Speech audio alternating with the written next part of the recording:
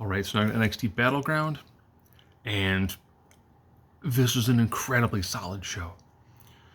Women's division had a great double star making performance.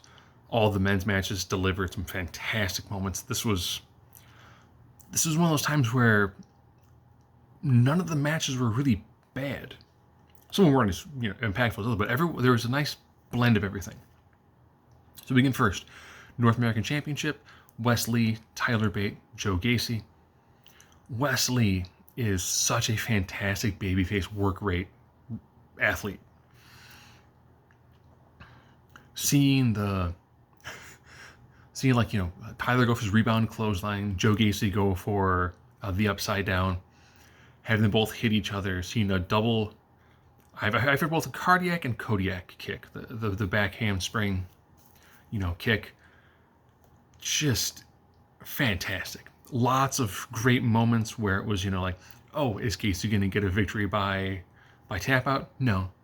When he had in the Rings of Saturn looking move and just get repeatedly hit in the face by Tyler Bate and just kind of laughed at him and screamed, I was like, these are some great little character moments.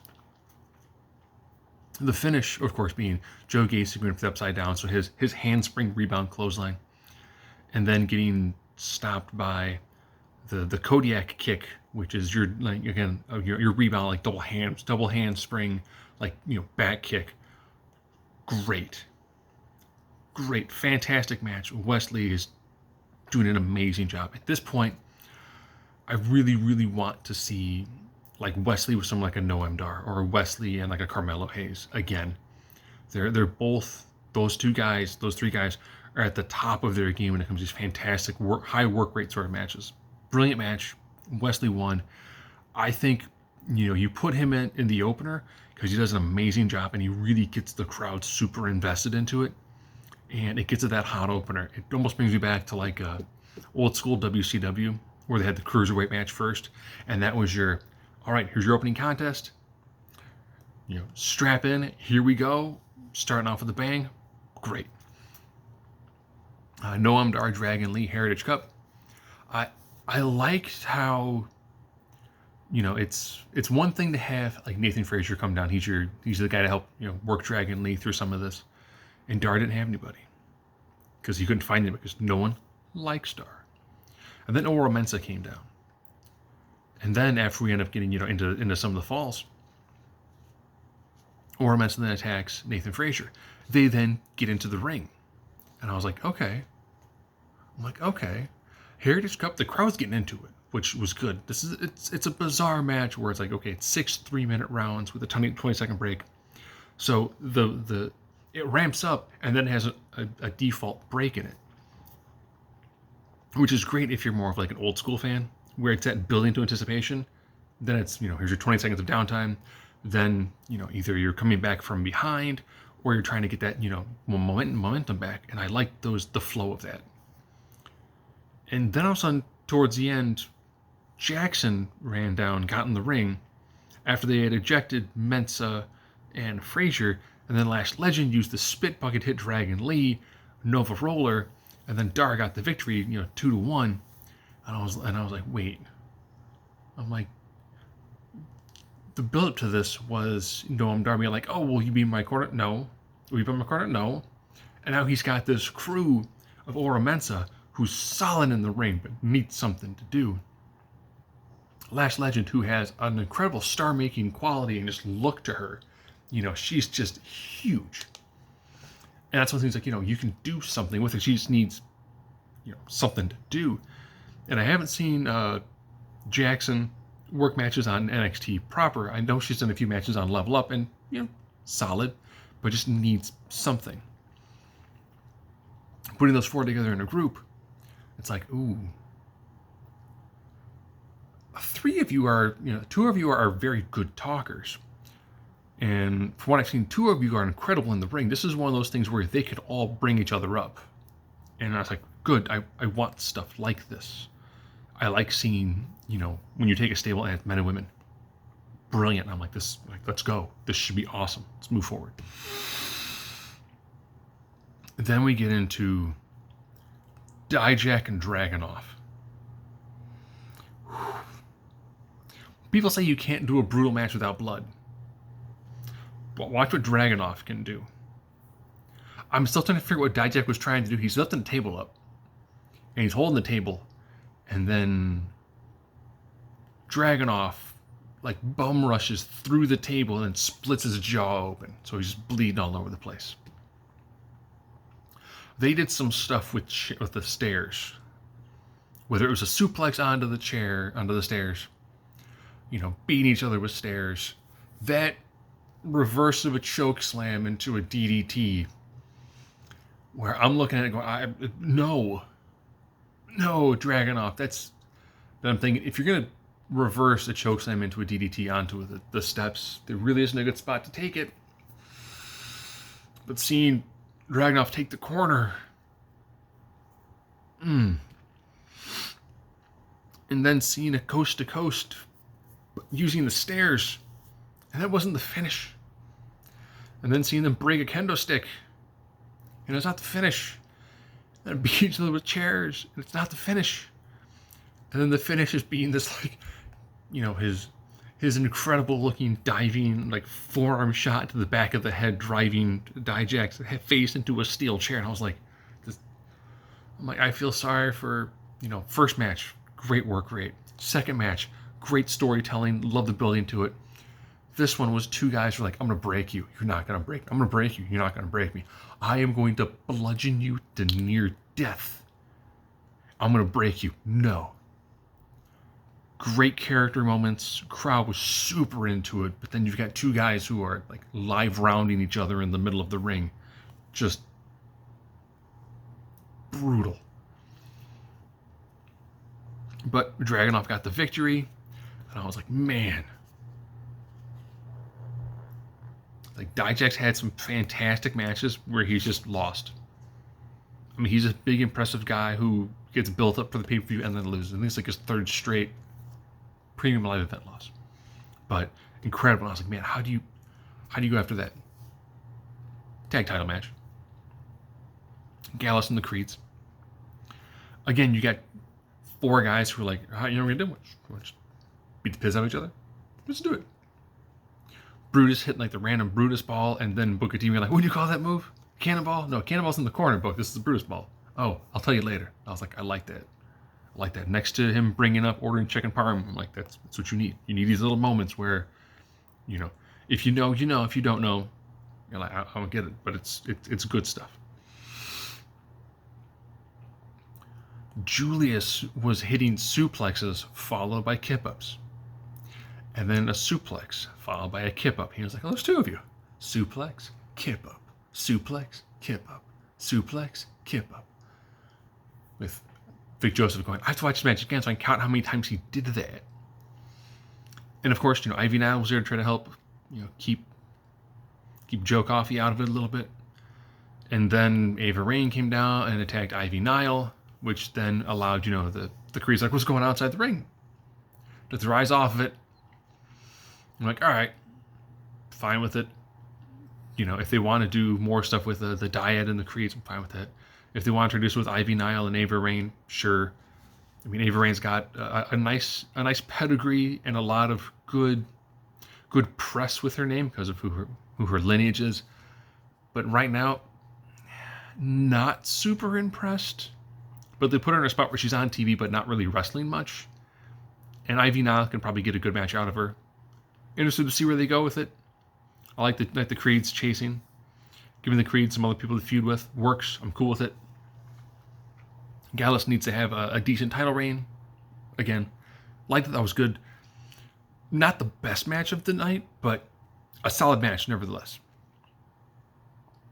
Stratton, Lyra Valkyria. I like the knee selling for Lyra. I like how they did, she's coming in wounded.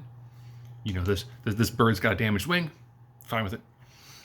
Lyra coming down with the golden paint on. It made a really nice striking visual.